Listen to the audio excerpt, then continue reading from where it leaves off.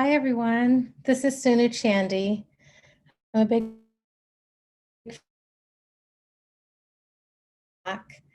and a former member. It goes without saying that I adore this organization and its staff and volunteers. I'm so grateful to be part of this event and commend Split This Rock for all the work to bring us together in new ways, along with this incredible lineup of awesome poets. Like many of you, I was so sad to miss the festival this year, and I'm grateful for other ways to connect with you all and with these poetry superstars. During the program this evening, each person presenting will provide a brief visual description to expand accessibility for the session. To that end, I will share that I have short black hair and brown skin. I'm wearing red lipstick and a black shirt with a pattern of cream-colored butterflies. Before we get started, I want to acknowledge that many of us are suffering right now, emotionally, financially, health-wise, and we are concerned about ourselves and our family members and friends who are going through so much, both because of the global pandemic and because of the intensified racism on so many fronts. I want to name this explicitly because we are showing up in the middle of that, and I'm grateful that you all decided to be here. I hope this event is heartwarming and powerful and a kind of solace as it streams into your spaces.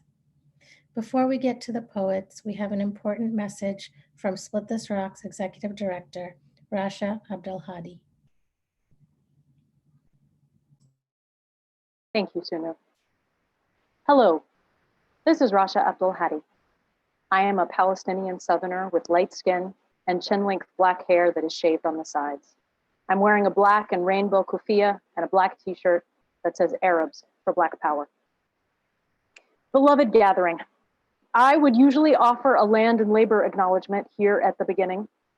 It is important to remember that we are broadcasting from the unceded home of the Piscataway and near the homes of Powhatan, Pamunkey, Chickahominy, Monacan, and other Native nations. It is important to remember that this whole nation is made from looted land and constructed with looted labor. It is important to remember that Black folks built this imperial city and that Black people are to these very days and nights still leading struggles for liberation. At Split This Rock, we take seriously a legacy of poetry that speaks truth in fellowship halls, in the halls of power, and in the streets. And we're sending love and solidarity to the streets today, to the organizers and medics, to the folks who are grieving and those who are bailing people out of jail, to Minneapolis, to Louisville, to Tallahassee, to Columbus, Jackson, Los Angeles, New York, Denver, Houston, and to you, wherever you are. We know that the white supremacist violence visited on so many of our communities goes back to before the founding of this settler colonial nation, and that it has been anti-Black and anti-Indigenous from the beginning. We must remember these root causes to really understand the origins of violence against Asian American communities and the cruel disregard for the lives of disabled and chronically ill people during a global pandemic. The genocidal violence against Latinx communities, the continued surveillance and policing of people racialized as Muslim under the Patriot Act and the War on Terror, the continued criminalization of all non-white immigrants, legislative and physical violence against women, cis, trans, and non-binary, and the criminal disregard for the ecosystem that sustains us all, and on and on. We must remember these root causes in order to protect and nurture each other's liberation. Fannie Lou Hamer, who founded the Freedom Democratic Party in Mississippi when she was excluded from the Democratic Party there, taught us that nobody is free until everybody is free. It is important to remember this now. Our liberation depends on each other. Thank you for all the ways you stay connected with and fight for each other's liberation. Thank you for gathering in community with us tonight. May we renew our relationship to these lineages, to each other, and to the land that bears our weight. Thank you.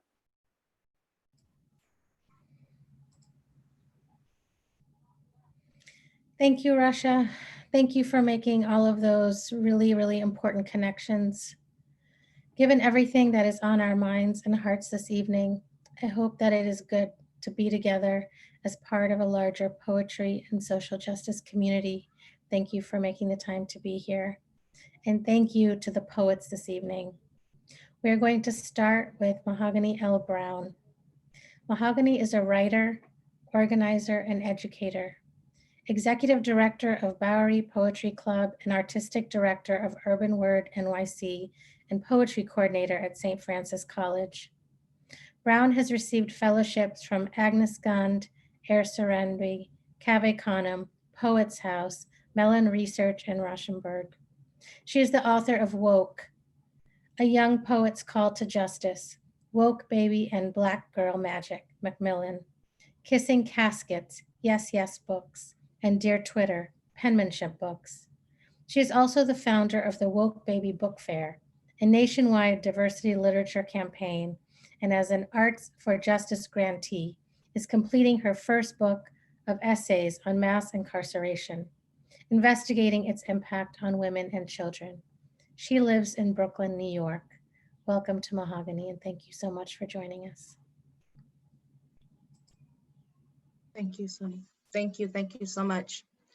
It is a tough time, but I'm glad to be here sharing space with you, especially now when we need to fortify our foundation and our community.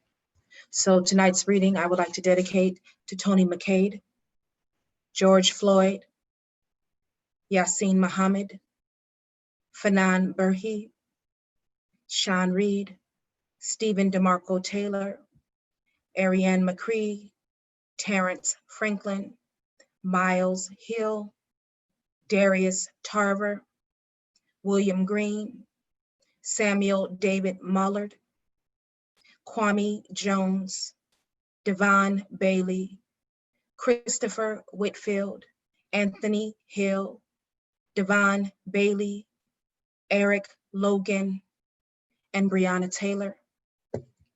My name is Mahogany L. Browne. I am a Black poet, and I refuse to remain silent while this nation continues to murder Black people. I have a right to be angry. The name of this poem is Big Mad.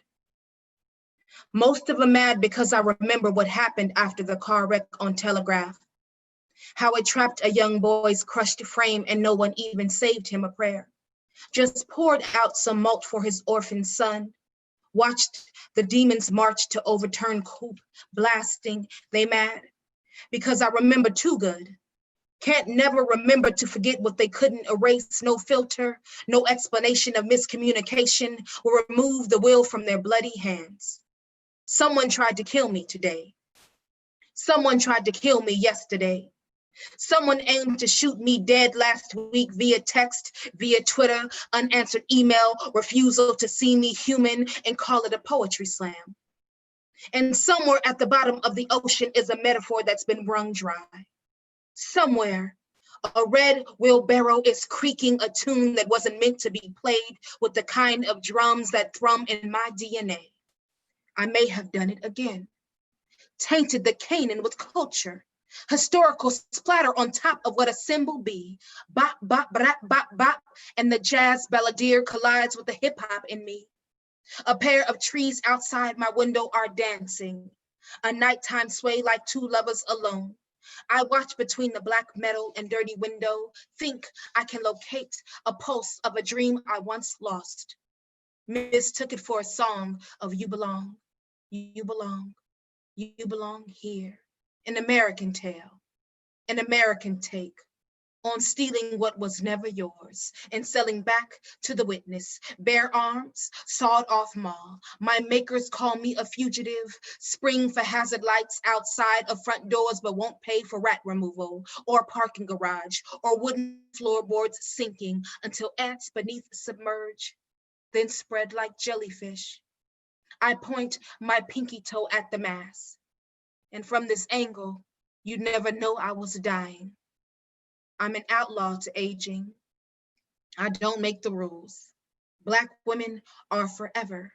Ask Claire, Wilma, Janet, Nia, Angela, Tony, each of them singing a seance into the nape of their young. What's a lullaby to a baby that's been to more funerals than weddings? What's an anthem for our forgotten who pays rent after they've been robbed from the government? Ain't no bows or bobos left to remind me of my childhood. I lost that to 3 strikes and ain't looked back since. Can you hear the thunder? Don't it sound like the senseless arguing about the freedom of Kanye rather than the genius of Stockley? These, the same cowards that want to forget, want to be forgotten, want me ghost till gone. They read somewhere in a digitized edition of their European history Tumblr textbook, if you want to build a kingdom, you have to kill a queen.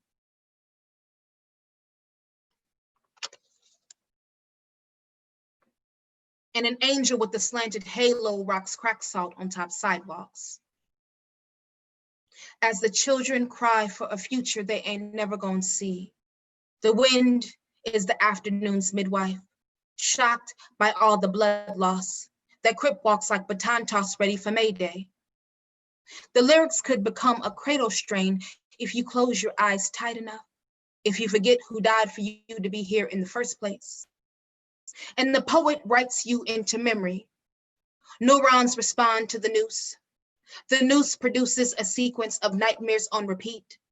The contradictions hiccuped and on loop, but the poet ain't on no sweet shit, can only remember the last time a coon called themselves a revolutionary. The poet ain't got the stomach to romanticize freedom. She's too busy burying her comrades after the morning's battle. Look in your ranks.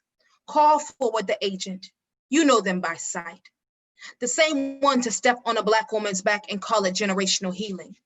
Your mama was a good woman. She embroidered each baby's name into cloth diapers. She thought her babies would always come home. Your mama a sturdy spine. She almost died trying to spit you into a constellation of your own. She ain't know her flesh would evolve into a sedity tongue. She ain't know the tongue would manufacture itself into a destructive God and call her a bitch when the whole world was looking.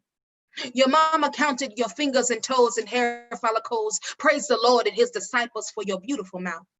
The same language you practiced in the mirror, you learned to call another Black woman to a shallow grave.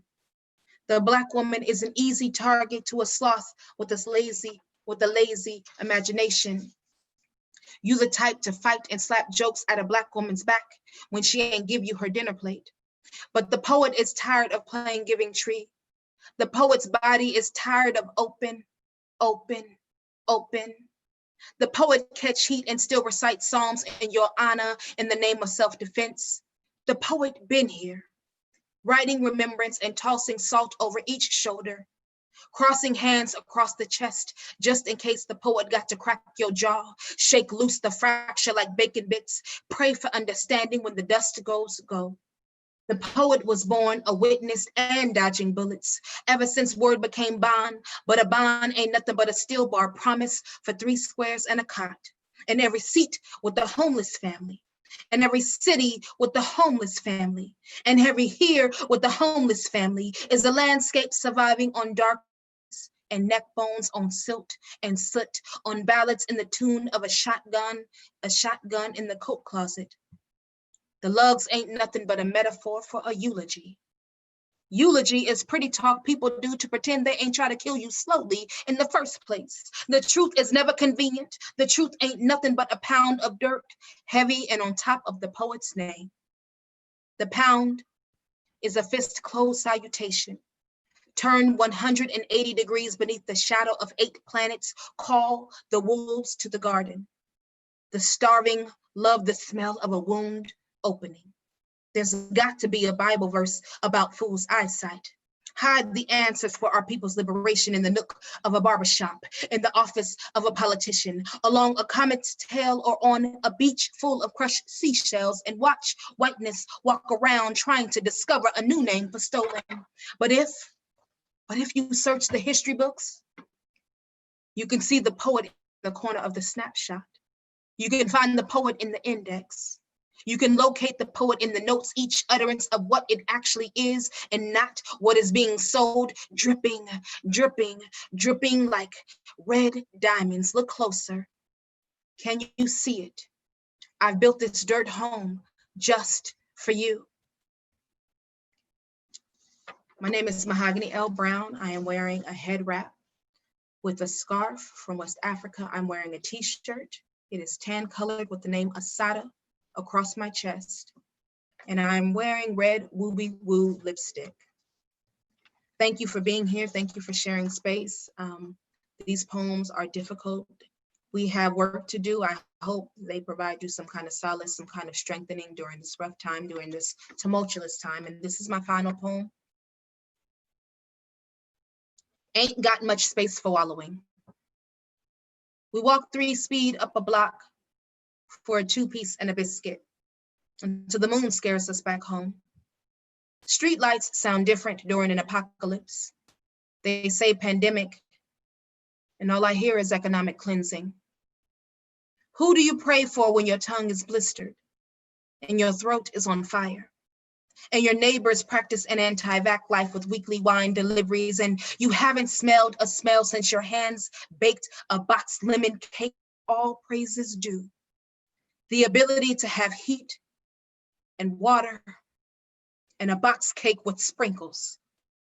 This is WIC on steroids. This is a baby mama dream deferred. This is a church sermon on Easter Sunday to an empty room full of roach-filled pews. Look, we missed his return to the hood. We forgot to turn the cheek, wash our hands, wipe our feet, bow thine head to the hate, but swing our sword towards righteousness. Who do you pray to? When the sun is out, but it feels like acid on your skin and your scalp swoons every time you touch the bald spot with tea tree. How sacred is a death, chambered between bipartisan cupcake promises and a Congress of thieves. Den masters speak Dutch double-handed loans for the homies, and I remember the sky. I remember the sky. She's red like woo. She fired too. I figure I'll see her again soon when I'm not peering from the basement window, clanking pots at 7 p.m. and dusting off my sinus pills. This whole system is afflicted by disorder. Sky been falling to the tune of pennies from a crooked government that pretends America is a heaven. Keep your fists up. This country will feed your children to Dr. Oz if you ain't careful. Another 2% dead, another 2% gone, another 2% born as stock options, worth selling like Core Civic, Kingman, Crystal City, Lawton, Newcastle, Two Rivers, Walnut Grove, and Wynn Correctional. Check it. The prison's still full of bodies Rona ain't take care of yet. Still, I got the luxury of daydreaming about chicken wings and hot sauce, with the palate ruptured by this new age plague. Look north, look north, look north for the setting sun. I heard it's gonna shine forever, whether we praise it or not. Thank you.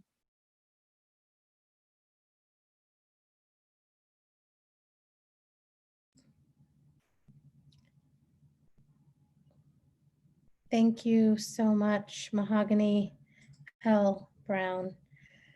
I miss being in the same room so you could hear the snaps and see our responses, but know that all your words are landing and everything you have said is showing us the truth and showing us what we need to do. Thank you.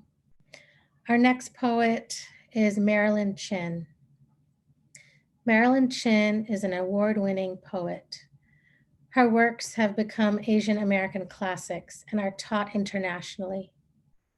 Her books include A Portrait of the Self as Nation, Hard Love Province, Rhapsody in Plain Yellow, and The Phoenix Gone, The Terrace Empty. Her wild girl fiction book is called Revenge of the Mooncake Vixen. She has won numerous awards, including the Anisfeld Wolf Book Award, the United States Artists Foundation Award, the Radcliffe Institute Fellowship at Harvard, the Rockefeller Foundation Fellowship, 2 NEAs, the Stegner Fellowship, the Penn Josephine Miles Award, 5 Pushcart Prizes, a Fulbright to Taiwan, a Lannan Award, and others. She is featured in major anthologies, including the Norton Anthology of Modern and Contemporary Poetry, the Penguin Anthology of 20th Century American Poetry, and the PBS series, The Language of Life. She serves as Professor Emerita of San Diego State University and as a Chancellor of the Academy of American Poets. Thank you so much for joining us. Welcome to Marilyn Chen.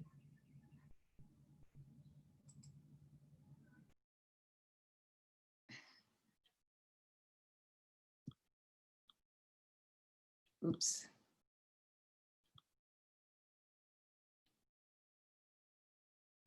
Can you see me, everybody? Yes. Okay, okay, I can't. Okay, thank you. Thank you, everybody. And I want to thank Kamisha and Raja and the whole posse for and Sunu and the whole posse for putting this beautiful event together. And I want to dedicate this reading to George Floyd's family and to those many families who are suffering through this terrible pandemic crisis. And I wish for you love, resilience, and peace. I want to begin with a blues poem, and it's called Blues on Yellow. And I was inspired by Bessie Smith. Blues on Yellow. The canary died in the gold mine. Her dreams got lost in the sieve. The canary died in the gold mine. Her dreams got lost in the sieve. Her husband, the crow, killed under the railroad. The spokes has shorn his wings. Something's cooking in Chin's kitchen. 10,000 yellow-bellied sapsuckers baked in a pie.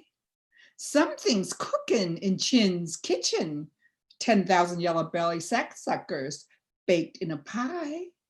Something's cooking in Chin's kitchen. Die, die, yellow bird, die, die. Oh, crack an egg on the griddle. Yellow will ooze into white. Oh, crack an egg on the griddle. Yellow will ooze into white. Run, run, sweet little Puritan. Yellow will ooze into white. If you cut my yellow wrists, I'll teach my yellow toes to write. If you cut my yellow wrists, I'll teach my yellow toes to write. If you cut my yellow fists, I'll teach my yellow feet to fight. Do not be afraid to perish, my mother.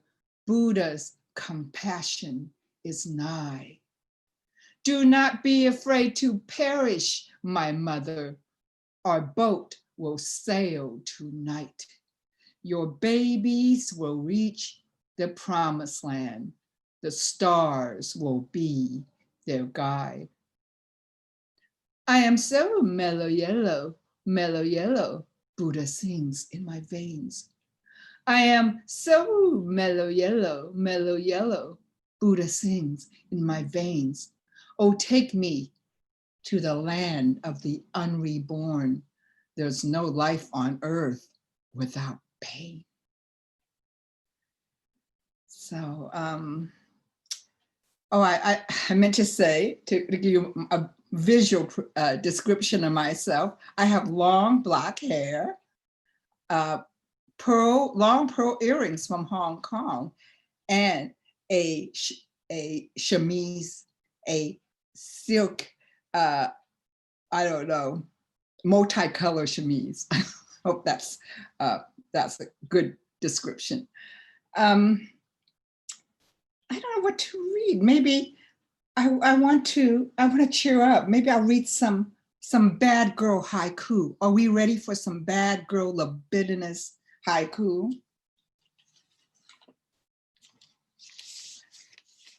I call them bad girl libidinous, anti-Zen, anti-patriarchy haiku. 25 haiku. 100 red fire ants scouring the white peony. Fallen plum blossoms return to the branch. You sleep, then harden again.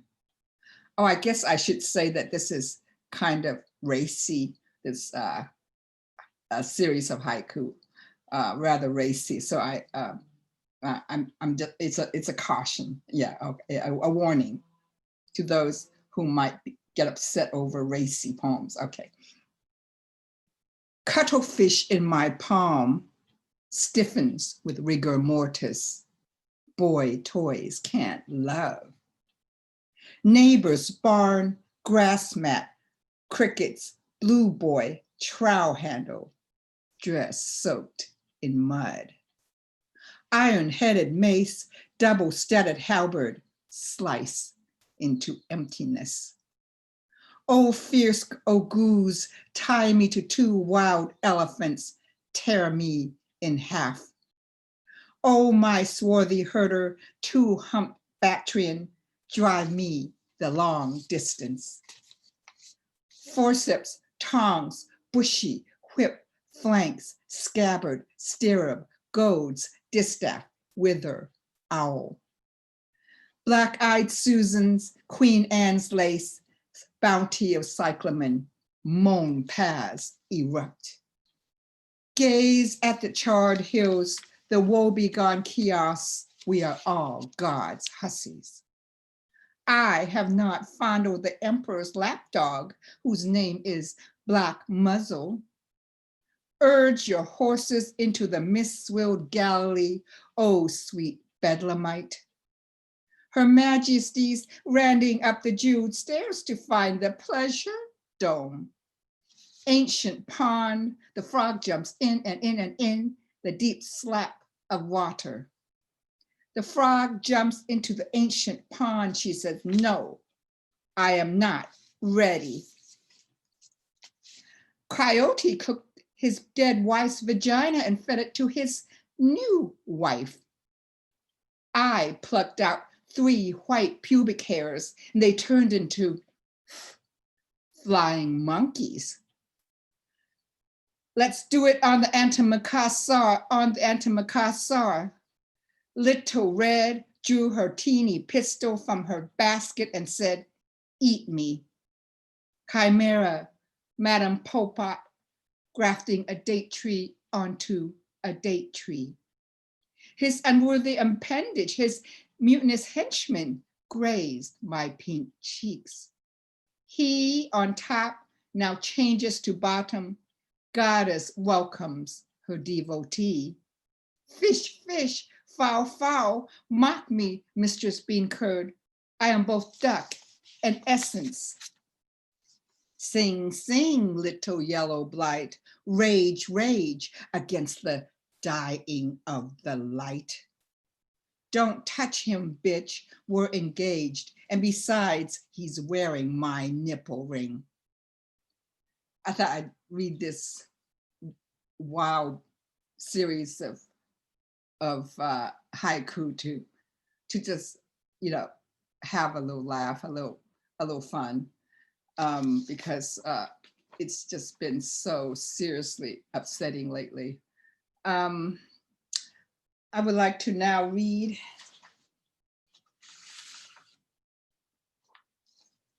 Brown Girl Manifesto. I'm just reading different forms. This one is in the form of a sonnet, and I call these sonnet niece. They're Chinese sonnets. They're sonnets embedded with some Chinese quatrains. Brown Girl Manifesto, and I wrote these this poem for the women who work in the maquiladoras. I live in San Diego, in the border town, and I guess I can see Tijuana from my window. Not really, but yes, I live in the border town, and I also wrote this poem for the working women, the factory women of Shenzhen. Brown Girl Manifesto. Metaphor, metaphor, my pestilential aesthetic. A tsunami powers through my mother's ruins. Delta, Delta, moist loins of the Republic, succumb to the low-lying succubus, do. Flagpole, flagpole, my father's polemics, a bouquet of fuck you bastard flowers. Fist me, embrace me, I am all yours, pound, pound. That's, okay, let me see, okay. Okay, I just got lost here, okay. Okay, flagpole, flagpole, my father's polemics, a bouquet of fuck you bastard flowers. Fist me, embrace me with your phantom limbs. Slay me with your slum lord panegyrics. Flip over so I can see your pastoral mounts, your sword slightly parting from the scabbard. Girl skulls piled like fresh baked loaves. A foul wind scours my mother's cadaver. Ornamental, oriental, techno, impresarios. I am your parlor rug, your chamber bauble. Love me, stone me, I am all yours. Pound, pound, my father's Ezra. Freedom, freedom, flute touting girls dancing on the roof of the maquiladoras. Such wild girls.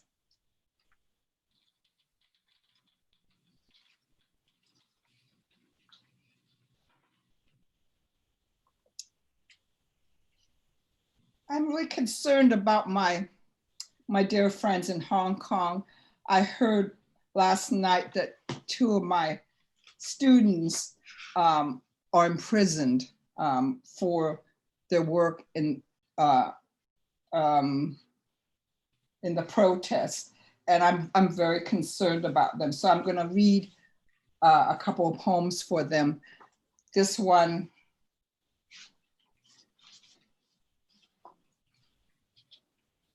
is called Tiananmen, the aftermath. And in 1989, during the pro-democratic movement in Beijing, in the Tiananmen incident, there was, remember that photo of that young student with his arm against a giant tank? I wrote this poem for that student, Tiananmen, the aftermath. There was blood and guts all over the road. I said, I'm sorry, darling, and rolled over, expecting the slate to be clean. But she came. She who was never alive became resurrected.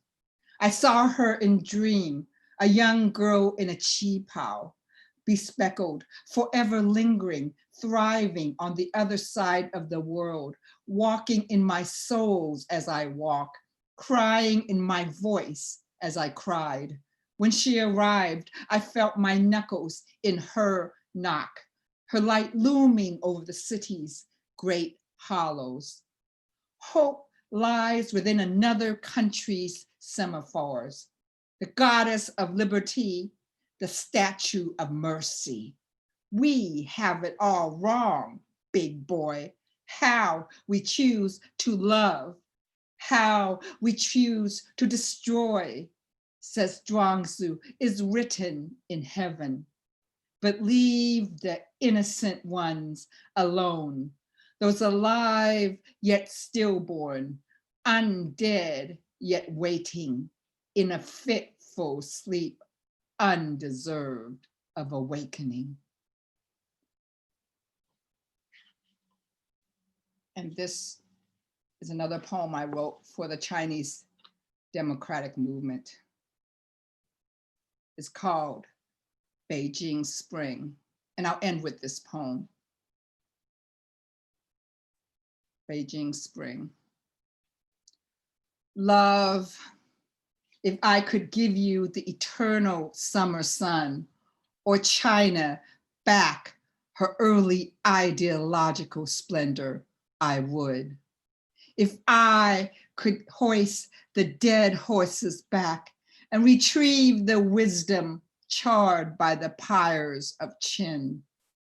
If I could give mother the Hong Kong of her mulberry youth, and father the answer that the ox desired, they would still be together now and not blame their sadness on the unyielding earth. If I had separated goose from gander, the question of breeding for life, the question of the pure yellow seed would not enter.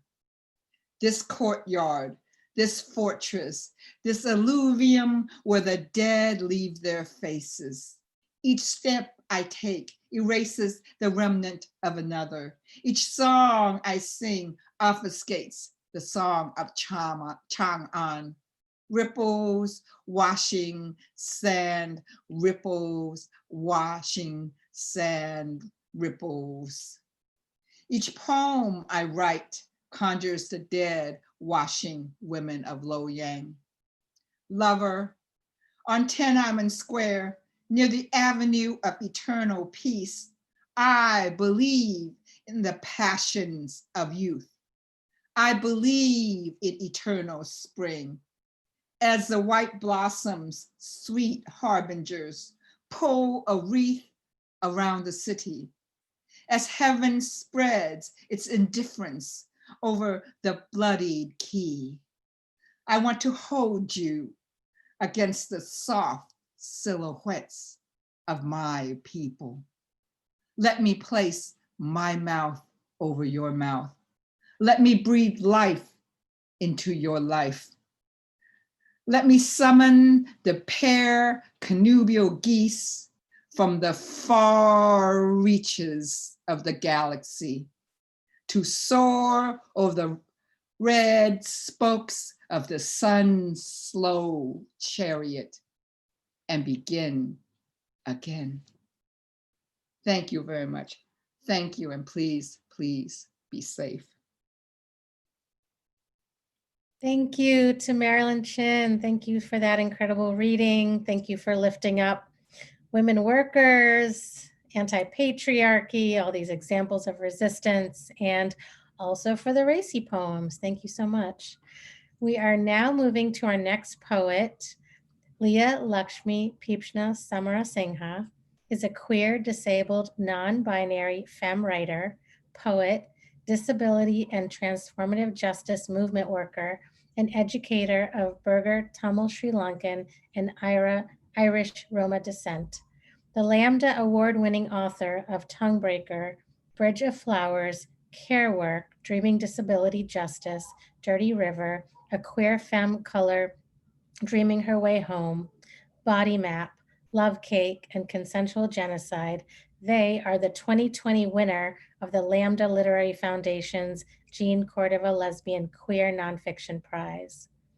With Ajaris Dixon, she's a co-editor of Beyond Survival, Strategies and Stories from the Transformative Justice Movement. And with Ching In Chen and Jay Julani, she co-edited The Revolution Starts at Home, Confronting Intimate Violence in Activist Communities. Since 2009, Leah has been a lead artist with the disability justice performance collectives Sins Invalid. Raised in Worcester, Mass., she currently lives in South Seattle. Visit Leah's website, brownestargirl.org. Thank you so much for joining us. Thanks, Sunu. Thanks everybody for the poetry and organizing this space and the access. My name is Leah Lakshmi Piepzna-Samarasinha.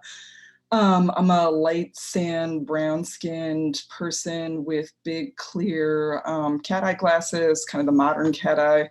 The $1.99 yellow hoop earrings that are shaped like a heart from Forever 21 before it went bust.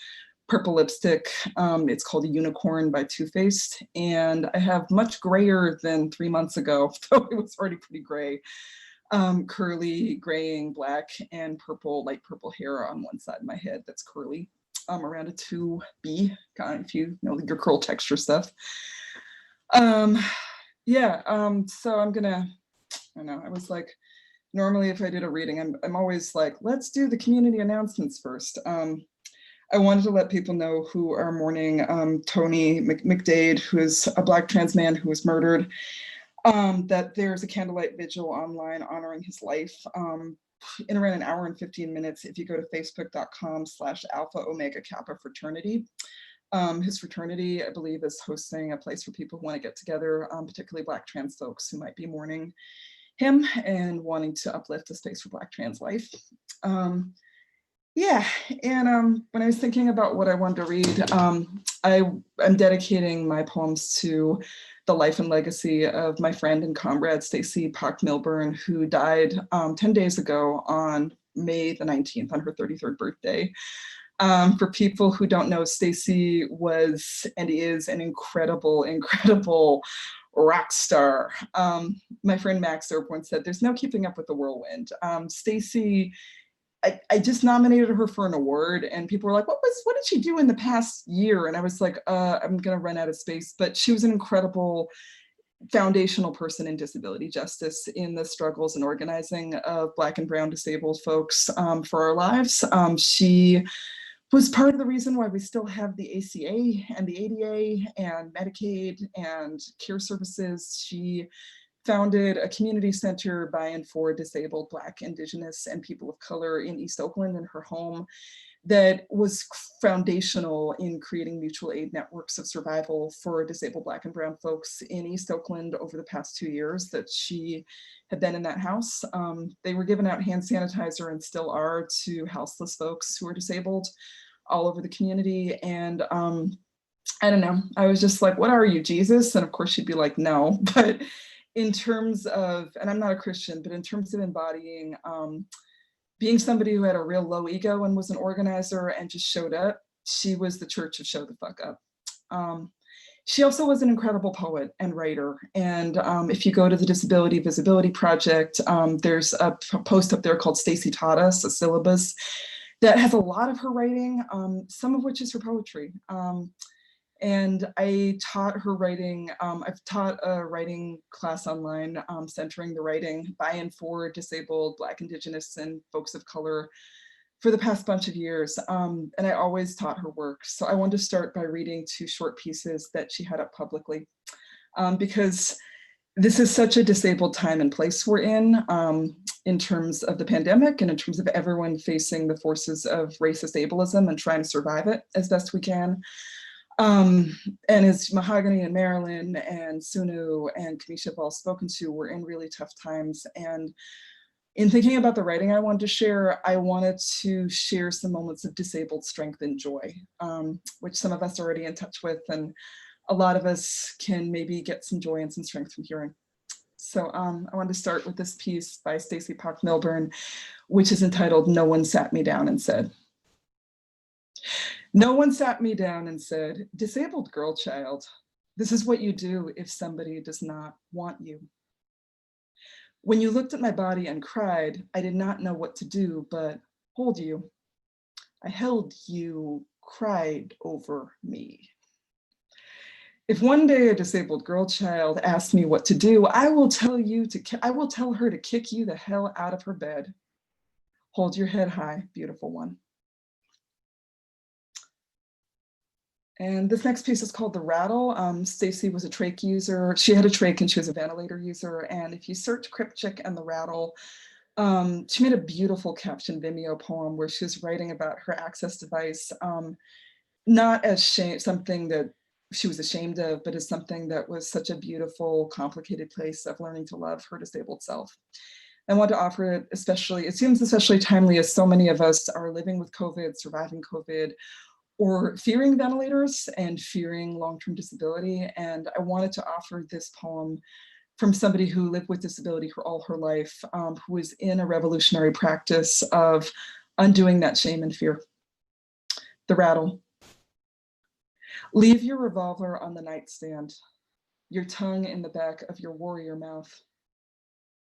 Here in this bed, I will not die for the resistance. I will not give my life to anything but love.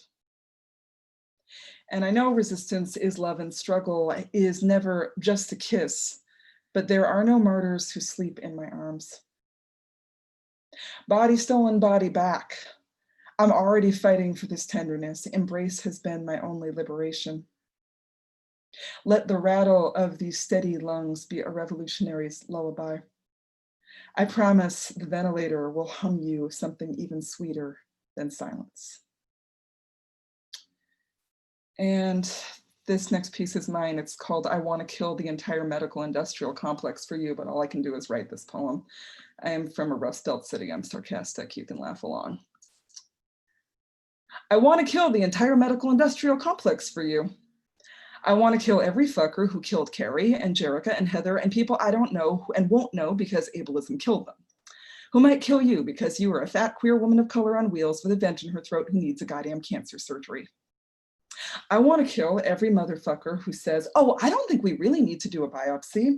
Oh, I don't think you really need that medication. Oh, I didn't think to check the lymph nodes. We're really busy today. I want to kill every one of those bastards who kills us with pats on the head, long hold times, and indifference. I want to kill every one of them who told me to trust them, who asked if I was maybe just a little depressed, who refused to give me imaging a few of the million times I asked politely, directly, angrily, in text, in the online portal. I want to murder the ones who told me that they didn't really care if I understood what was happening to my body, just if they could charge for it. I want to kill every person who works at Kaiser or United Health before they commit mass murder on us. For every time they said that your life was worth less than $1,000, the antibiotic you knew you needed cost. I want to kill them all, but I can't go to jail. So instead I write this poem, all I can do with all this mourning cupped in my hands. This is a fun little one about when your abusive parents who are really scary, who have been, you've been avoiding for years when you find out they're going to die. And there's a trigger, sorry, I missed the content warnings before, but there's a trigger warning in here for mention of incest without graphic information, except for one mention of scarring. In which my parents, Voldemort and Rasputin, both get terminal cancer. Because they have to do shit as dramatically and with as much impact as possible, my parents, otherwise known as Rasputin and Voldemort, have decided to both croak in two distinct yet fucking dramatic, heartbreaking, and terrible ways at the same time. You can run, but you can't hide from us fucking you up, they hiss at me. From the grave almost of respectively terminal bone cancer and late-stage unresponsive dementia. Oh, but I ran, I hid. I might not have looked like I was hiding because I was so loud-ass, red-thighed, and blatant. But what you never heard in some acclaimed spoken word poetry was these motherfuckers have been finding my address for 22 years and sending variously cards with kittens, all caps, you think I'm bad, you haven't seen anything, screeds telling me the mother monster will consider forgiving me if I get on my knees and beg her. This was in a postcard, so I had to see it. Then more kittens, then a blank card from my father wishing me a merry birthday, followed by a weird children's book script, 48 pages with storyboards and song lyrics about organic worm farming in Poland. And then my mom on a lot of Vicodin slurring my name on my voicemail at Christmas 10 years later, acting as if this is normal, all so normal. And the thing I'm given this generous offer of forgiveness for, a letter I sent when I was 22, stringently edited, saying incest, and I have permanent scars on the left anterior wall of my vagina, and I love you, but group therapy maybe? And 1 month of space, yeah. There are a few poems out there of being stalked by the golem of your parents. No witness protection program for you from your crazy batshit family. Just a couple of friends who tell me, oh yeah, she did that to me too. Or my parents also put a skip tracer on me even when I had articles in the New York Times because they wanted me to know that I was still a sick, lost child, not someone bruised, crazy, but alive who just wanted to be left alone. Or the friend God sends me as I'm crying for the 5th time that morning in my bright, rainy blue spot parking at my partner's cheap punk state college, trying to get it the fuck together. And I look up and hark, herald her, sister who grew up in the same kind of thorn bush, right there in the next blue spot, a blessing. She pats the seat, says, we're gonna run the heater, I don't care about the gas, and tells me her story. The ways this world will try to fuck you is way beyond the sling hangnail most people can stand to listen to. These owl pellets called your family, Terminator 17 back from the dead, dying in the caverns of guilt they made. My other friend says, I think they know exactly how bad they fucked up and they can't face it. You'll die soon. This hurts so much, like physically. You'll die and this will be it, the story. Not a happily ever after story, not a transformative justice story, just a story of an ending. This kills me. You won't kill me. This is just an ending, the infinite, unexpected what the fuck of everything that keeps coming next. That's my cat, sorry. And I'm just gonna read 2 quick ones more, if that's okay. Dear Lord, hold on. Cats? No. You don't get this in the poetry club. Animals. Okay. This is called I Want to Be With You Everywhere. All I want to do is be with you and talk story.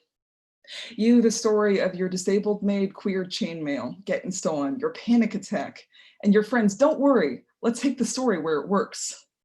Your friend goes and talks to everybody in every homeless camp they can find. They put out 1 million emails, and then someone says they've seen that suitcase. Sorry, man, I'm too fucked up to remember more right now.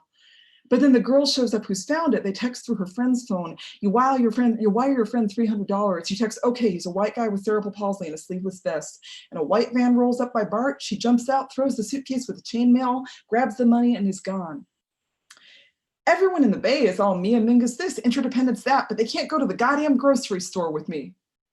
Yes, I tell the story of you, my friend I'm going to see. How I came to see you and no one in your collective house would do just that.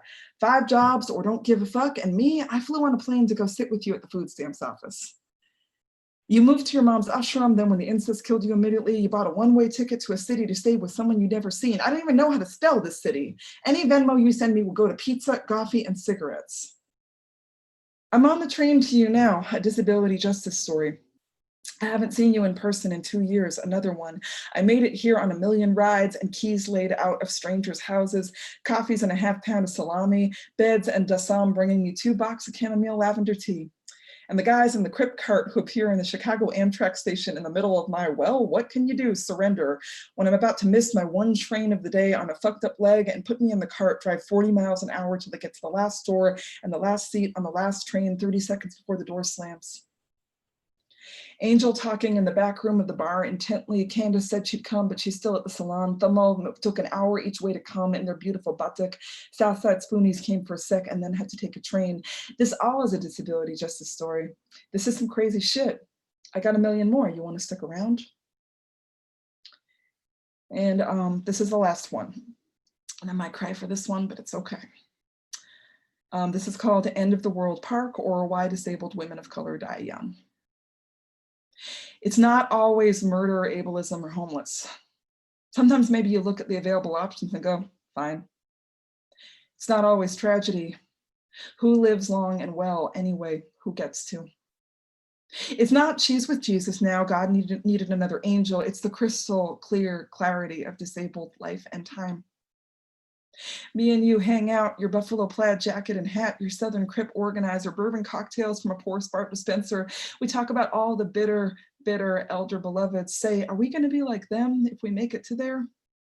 Change the topic, go, what can we do to not be as bitter as them?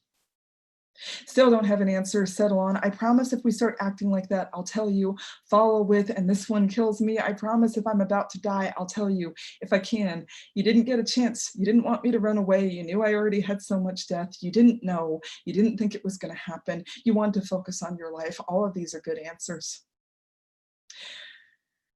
A nods and laughs at her kitchen table, says, oh yeah, older women of color. It's like I am this bridge called my back. Fuck you, you built another bridge after it to further than I got to.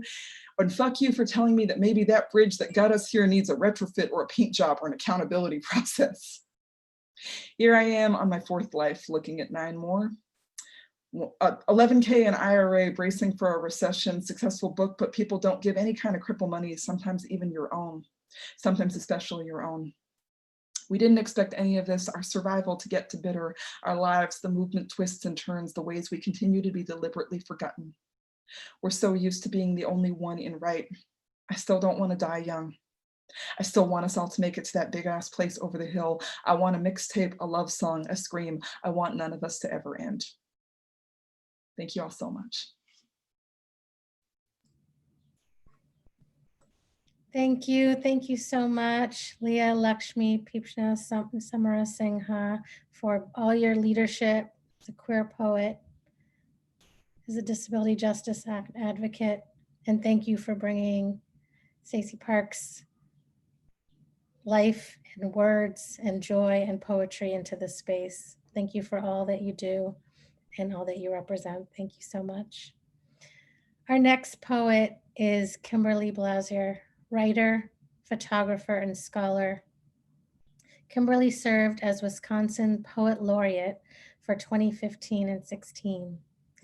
She's the author of 4 poetry collections, most recently Copper Yearning, An Apprentice to Justice, and the editor of Traces in Blood, Bone, and Stone, Contemporary Ojibwe Poetry, a bilingual collection of her poetry, Resister and Danser, Dancing Resistance, will be published in France in 2020.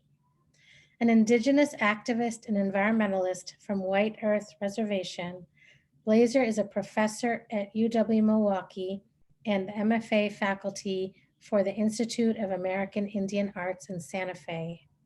Her photographs, pictopoems, and aphrastic poetry have been featured in various venues, including the exhibits Ancient Light and Visualizing Sovereignty. She lives in the woods and wetlands of Lyons Township, Wisconsin, and for portions of each year in a water access cabin adjacent to the Boundary Waters Canoe Area Wilderness, chasing poems, photos, and river otters, sometimes all at once. Welcome to Kimberly Blaeser.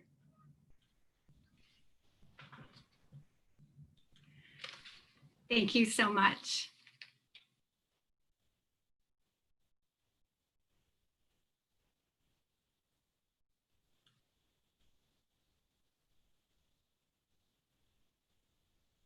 Okay, I'm here and I'm waiting patiently. Something happened with my video. It doesn't want to start. There we go. Great. And am my audio okay? Can someone give me a thumbs up? We can hear you. Okay, perfect. Thank you so much for inviting me to this. I'm grateful to be here for this Splitless Rock event with all these amazing poets. Kim Blaser, Indigenous Cause, Anishinaabe Kwe Indao, Gawe Babi Boni Keg, and Diane Migazi and Dodem. I'm from, as you know, White Earth Reservation. I'm Anishinaabe. My clan is the Eagle Clan. And I should say something about what I'm wearing.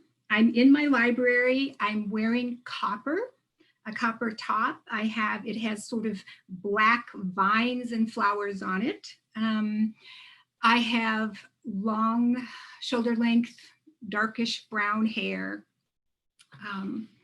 And I'm very grateful to be here tonight.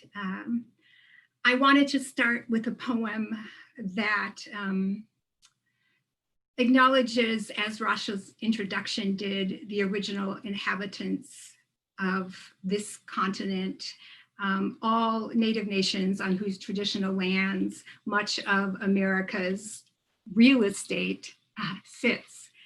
And this poem talks about the larger colonial project and all that has wrought. And I should give a trigger warning. It does mention one of the methods of murder of Indigenous women. Poem on disappearance. Beginning with our continent, draw 1491. Each mountain, compass point, indigenous.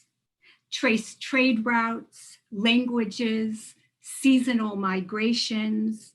Don't become attached. Yes, reshape by discovery, displacement. Move your pencil point quickly now, as if pursued, a cavalry of possession that erases homelands. We shrink, shrink in time lapse of colonial barter, disappear. Now draw a brown face painted for ceremony, half a face, nothing. Draw nothing around a crumpled bird body, no wings. Draw emptiness inside desecrated burial mounds, a stretch of absence where fallopian tubes once curved in hope. Sketch void across buffalo prairies. Draw the empty of elk, of passenger pigeons, of silver trout. Conjure with your hands the shape of girl blooming, curves of face, her laughing eyes. You've seen them, postered and amber alerted, missing, missing, evening newsed and gone. Draw a woman wrapped in a blanket, a child's body weighted. Draw stones sinking into every river on the map. Draw carrion, blackening skies, carrion, plucking vision from round brown faces. Draw missing, draw murdered. Work carefully now. Turn your hand to the new continent. Again, picture it. Nothing.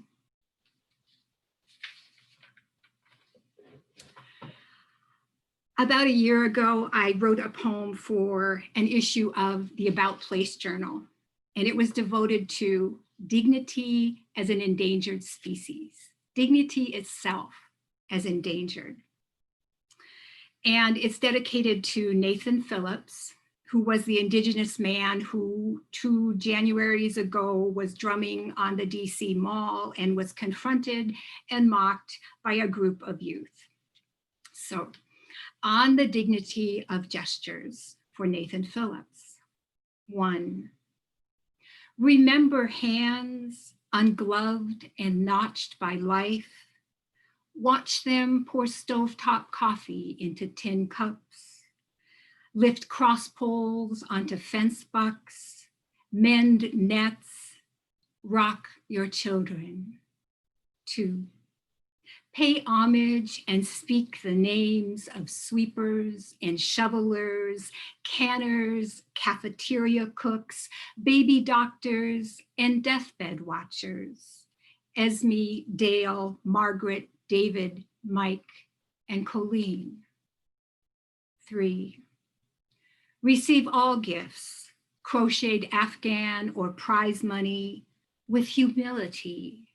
Gratitude spreads easy as butter. Unworthiness endures. 4, watch the eyes of turtle. Admire the neck cording of swans. Study wing beats and tail rhythms. Note how otter sows stoop to lift pups.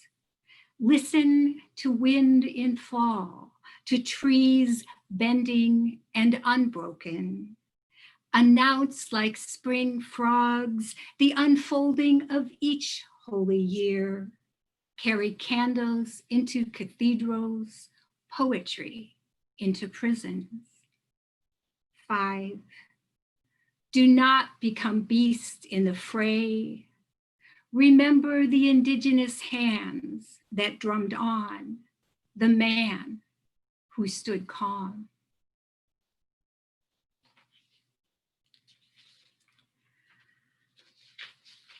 The next poem that I want to read for you tonight goes out to all my relatives and friends in Minneapolis and to those around the country who have been seeking accountability in the death of George Floyd. It is offered in recognition of the racial bias in our law enforcement and judicial systems. I read it also for a group of writers in the Racine Correctional Institute with whom I have been privileged to work. They are writing warriors and tricksters, and they call themselves pros and cons. When we sing of might, in this part, I switch clothes with a woman I've just met, shed my phone, my metal, pray to the scanner gods. I walk freely through each lock, each clanging door, hear the prison air, the elastic waist of her patterned skirt settle like a new identity around my body. This is the part where it used to be game, a child moving like a worm through the blades of cool, through soft evening grass. Firecrackers are only sin. From here, I watch the patrol car count to 10, to 20, count the pointed edges of a star driving by. Remember the chorus about sin and error pining, hold my breath, spend an old longing born of beer, born of Bible talk and men. This is the year that no one followed the tin star or the wonder star of Christmas hymns. When the trail between the courthouse and my grandma's grew shorter and everybody's hands got tired picking the rice clean enough for baby Jesus, clean enough to sell at the model meat market on Main Street, where all the cars park on an angle. And I used to think the sign said angel parking. And I wondered who would park an angel if they could find one. Right here, weary world, I park the flashbacks about all the arrestable moments, a past of illegal brown bodies eating out of season, boys the wrong color for love, a past of too many fish, fists, and bottles broken, the brown drip of spilled brandy, arrestable edges of lives made jagged and dangerous.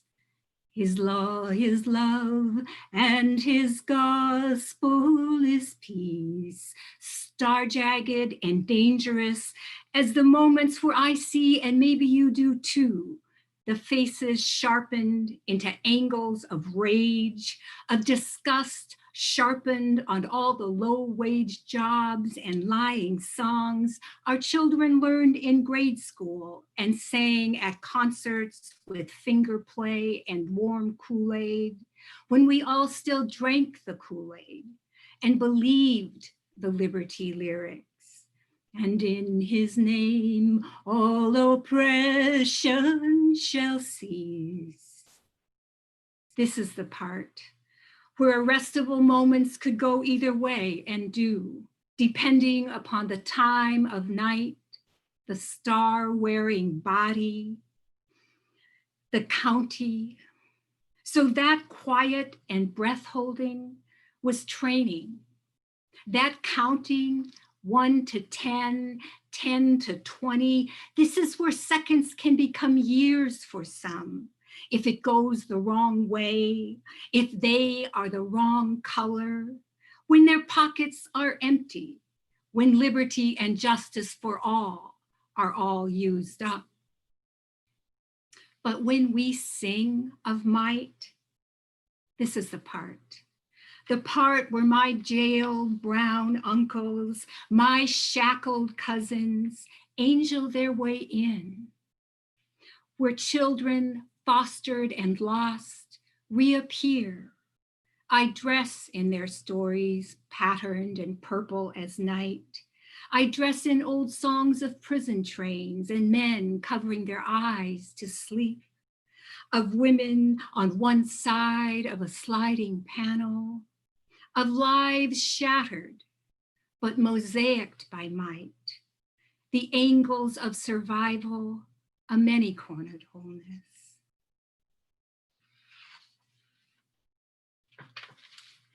So I want to switch tones a little. I was thinking about this reading as provocation and witness, and I wanted to include a kind of witness that awakens a longing in us, maybe heals, maybe transforms.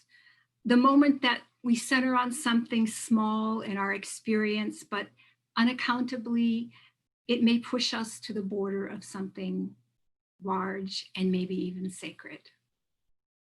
So this is a trio of very tiny poems from a series I've been working on, and they all have the same title. The way we love something small. Vowel sounds from a language not yet lost.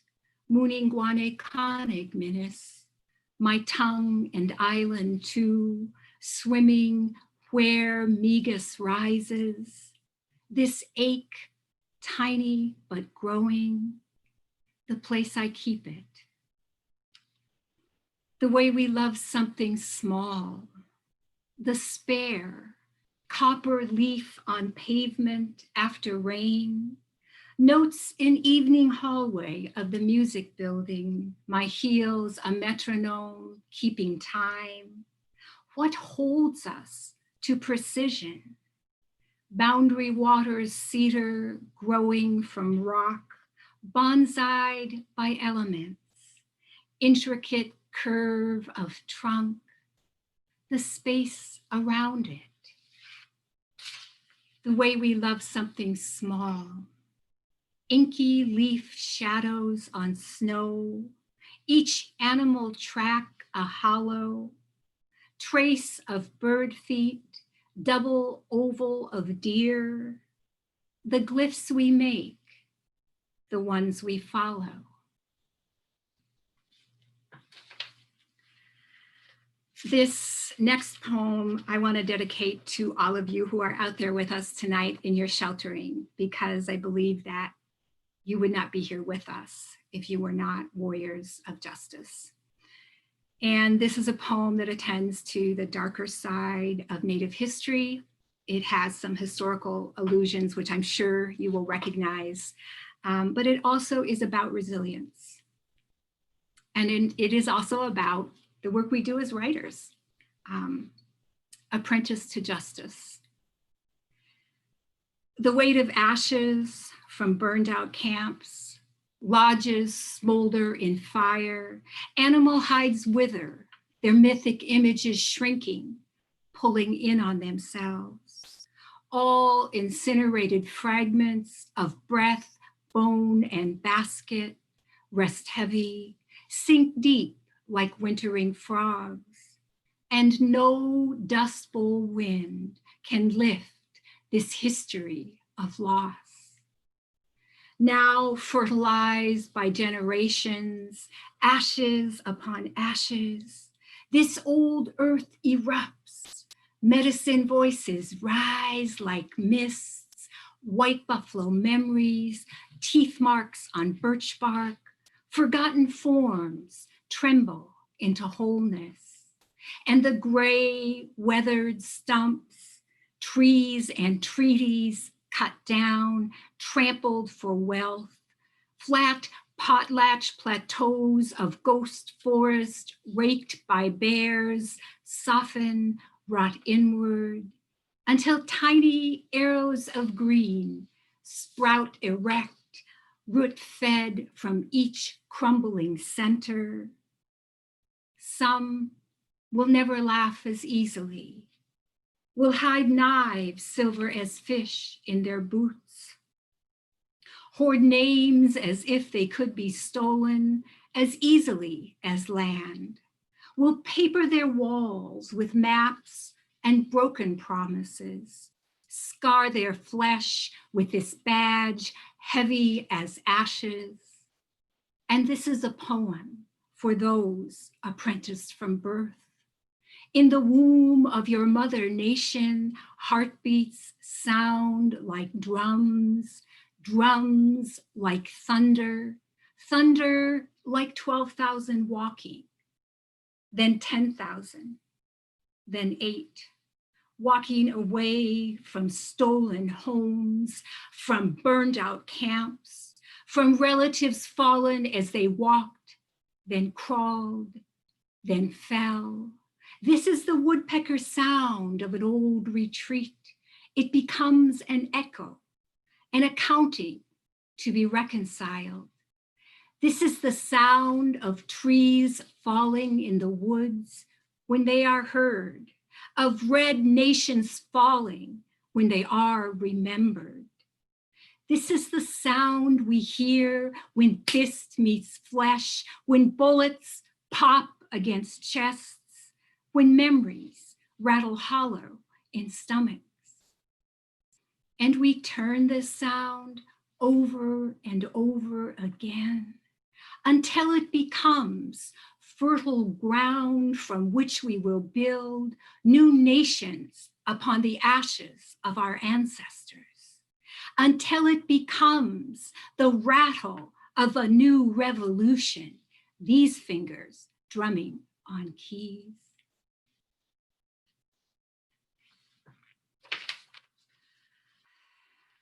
I want to close out my part of this reading tonight with a poem that recognizes that we are living in this huge, huge time of loss.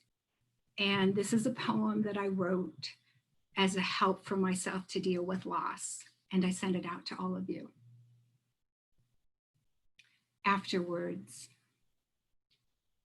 because the smallness of our being is our only greatness, because one night I was in a room listening until only one heart beat, because in these last years I've worn and nearly worn out my black funeral shoes, because the gesture of afterwards means the same thing no matter who speaks them, because faith, belief, forever are only words, no matter, because matter disappears always and eventually, because action is not matter, but energy that's spent changes being. And if death too is a change of being, perhaps we do well to live with uncertainty. And if death is a forested land, it would be good to learn trees. And if death is a kingdom, it would be good to practice service. And if death is a foreign state, we should loosen allegiance to this one. And if our soul leaves our body, then we must rehearse goodbye. Miigwech. Thank you so much.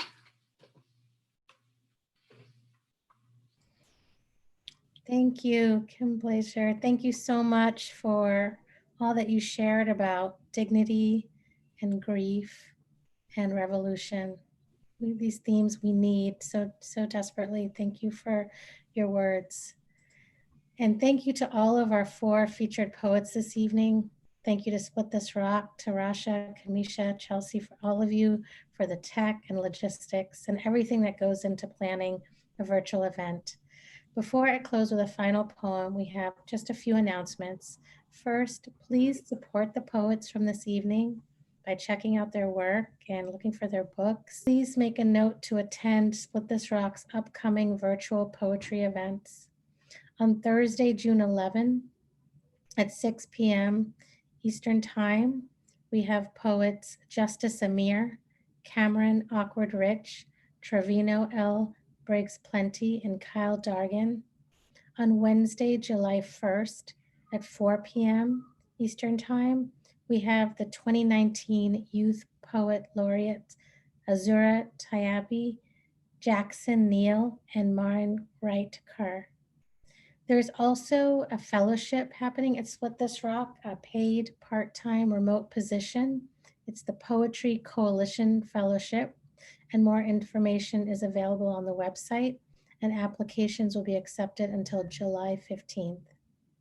I will close us out this evening with a short poem by Naomi Shihab Nye. I just learned of this poem last month doing a virtual sermon from our church, the All Souls Unitarian Church. This poem is called Shoulders.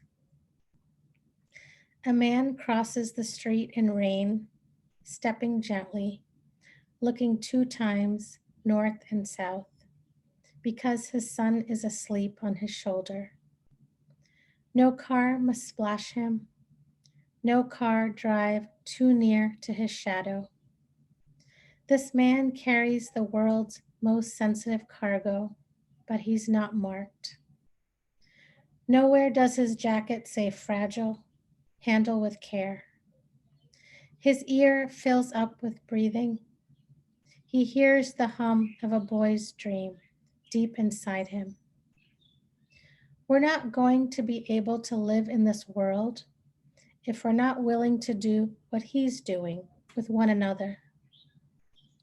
The road will only be wide. The rain will never stop falling. This poem is dedicated to all of you and to my daughter, who finished, of course, remotely the 4th grade today.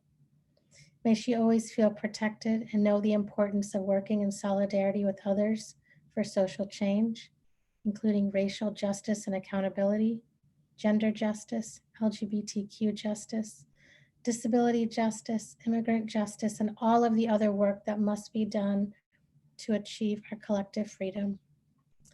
I want to leave us with a question that Mahogany L. Browne included in one of her poems this evening that I wrote down here. How sacred is a death? Thank you, Split This Rock. Thank you to our 4 featured poets, and good night.